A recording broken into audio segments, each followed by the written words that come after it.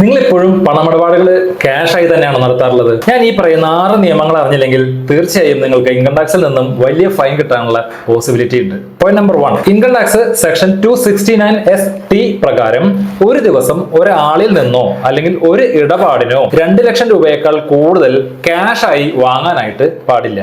അതിന് അഡ്വാൻസ് ആണെങ്കിൽ പോലും പിടിക്കപ്പെട്ടാൽ വാങ്ങിയ തുക മുഴുവൻ, അതായത് 100% പെനാൽറ്റി ഈടാക്കും. Point number 2, income tax section 269SS, 269T ഇതൊക്കെ പ്രകാരം സുഹൃത്തുക്കളിൽ നിന്ന് വായ്പ വാങ്ങുമ്പോഴോ അത് തിരികെ കൊടുക്കുമ്പോഴോ വസ്തു വാങ്ങാൻ അഡ്വാൻസ് കൊടുക്കുന്ന സമയത്തോ അത് 20,000 രൂപയേക്കാൾ കൂടുതൽ ക്യാഷ് ആയി കൊടുക്കാനായിട്ട് പാടില്ല. പോയിന്റ് നമ്പർ 3, ബിസിനസ് ആവശ്യങ്ങൾക്ക് ഒരു ദിവസം ഒരാൾക്ക് 10,000 രൂപയേക്കാൾ കൂടുതൽ ക്യാഷ് ആയി കൊടുക്കുകയാണെങ്കിൽ സെക്ഷൻ 40A ക്ലോസ് 3 പ്രകാരം അത് ബിസിനസിന്റെ എക്സ്പെൻസ് ആയി കണക്കാക്കാനായിട്ട് സാധിക്കില്ല. പോയിന്റ് നമ്പർ 4, ചാരിറ്റിക്ക് വേണ്ടി സെക്ഷൻ 80G പ്രകാരം പൈസ ഡൊണേഷൻ ആയി കൊടുക്കുകയാണെങ്കിൽ അത് 2,000 രൂപയേക്കാൾ കൂടുതൽ ക്യാഷ് പേയ്മെന്റ് ആണെങ്കിൽ അതിന് ടാക്സ് ഇളവും കിട്ടില്ല. Point number 5, income tax rule 114B പ്രകാരം ഒരു ഫിനാൻഷ്യൽ ഇയറിൽ നിങ്ങൾ ബാങ്കിൽ 10 ലക്ഷം രൂപയേക്കാൾ കൂടുതൽ ക്യാഷ് ഡെപ്പോസിറ്റ് ചെയ്യുകയോ ബാങ്കിൽ നിന്ന് 10 ലക്ഷം രൂപയേക്കാൾ കൂടുതൽ ക്യാഷ് വിഡ്രോ ചെയ്യുകയോ ചെയ്യണമെന്നുണ്ടെങ്കിൽ